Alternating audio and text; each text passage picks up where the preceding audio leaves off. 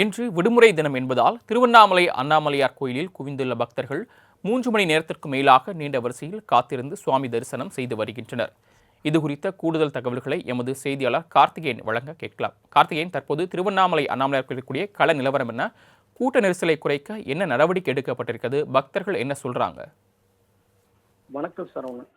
விடுமுறை நாட்கள் என்பதால் அண்ணாமலையார் கோயில் சாமி தரிசனம் செய்ய 3 மணி நேரத்துக்கு மேலாக நீண்ட வரிசையில் காத்திருந்து சாமி தரிசனம் செய்த பக்தர்கள் கூட்டம்.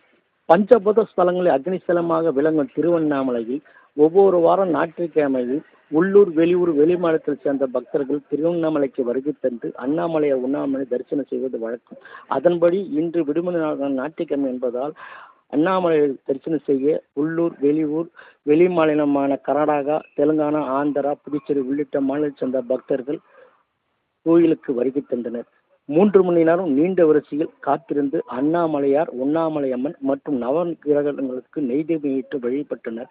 இதற்கு முன்னதாகவே உற்சவமூர்த்தியான அண்ணாமலையார், உண்ணாமலையம்மனுக்கு சிறப்பு பூஜை, தீபாராதனை நடைபெற்றது. இது ஏராளமான பக்தர்கள் கோயிலுக்கு வருகை தந்து சாமி தரிசனம் செய்தனர்.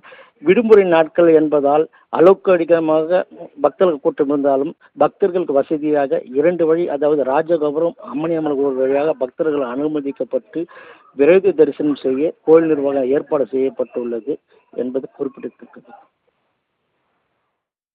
தாங்கள் வழங்கிய தகவல்களுக்கு நன்றி கார்த்திகேயன்.